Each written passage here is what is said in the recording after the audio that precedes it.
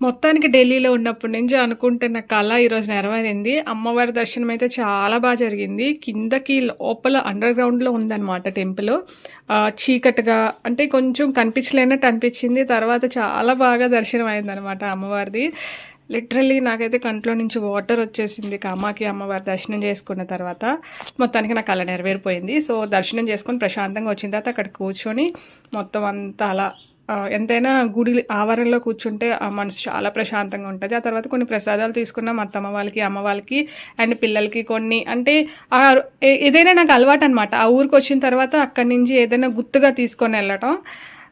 So, అక్కడ అమ్మవారిది కాళీమాత అమ్మవారిది వుడెన్‌తో చేసిందనమాట. నాకు చాలా నచ్చింది. అదోటి పర్చేస్ చేశాను. అండ్ కుంకుమ అత్తమ్మకి కూడా తీసుకున్నాను, అమ్మ వాళ్ళకి అండ్ కొంతమంది రిలేటివ్స్ కూడా తీసుకెళ్ళాను అనమాట. సో, ప్రసాదం అంటే డ్రై ఫ్రూట్స్ ఎక్కువ ఉంటాయి తెలుసు కదా నార్త్ ఇండియాలోని. లేకపోతే అదర్ దెన్ మన ఆంధ్ర అయితే ఎక్కువ డ్రై ఫ్రూట్ ప్రసాదం కానీ లడ్డు కానీ ఎక్కువ ప్రిఫర్ చేస్తారు. సో, మొత్తానికి దర్శనం ప్రశాంతంగా అయ్యింది. అదనమాట. వీడియో నచ్చితే ప్లీజ్ లైక్ చేయండి.